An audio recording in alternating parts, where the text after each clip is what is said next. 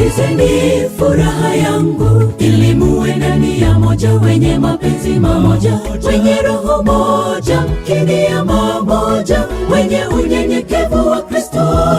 Msitende neno lolote kwa kushindana, wala kwa majivuno, bali kwa unyenyekevu kila mtu amuhesabu mwenzake kuwa bora.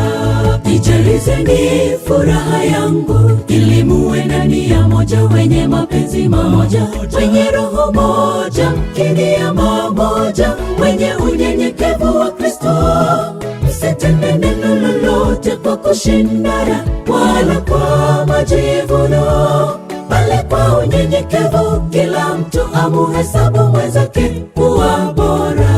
Neno la Bwana lasema kwamba ukitaka kupenda, mpende kwanza nduguyo unayeishi naye duniani. Zaidi yale ni kiroho, kimwili.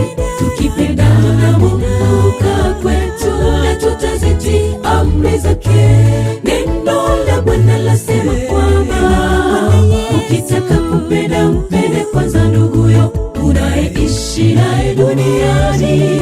Zaidi yale ni kiroho, kimwili. Tukipendana na Mungu kaa kwetu, na tutazitii amri zake.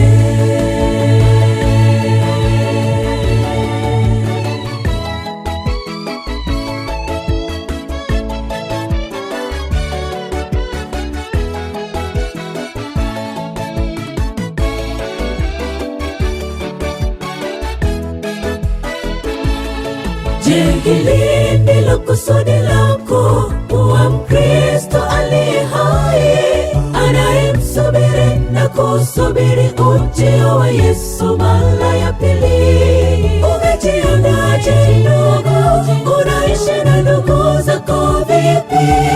Onesha upendo kwa wote, maskini, yatima na wasiojiweza.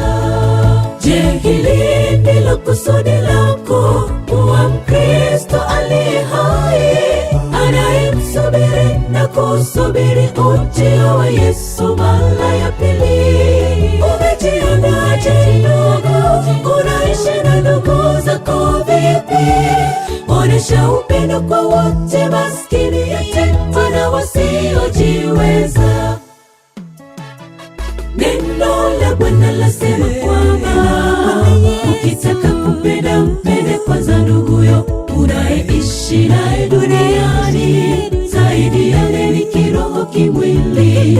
Tukipendana na Mungu kaa kwetu, na tutazitii amri zake.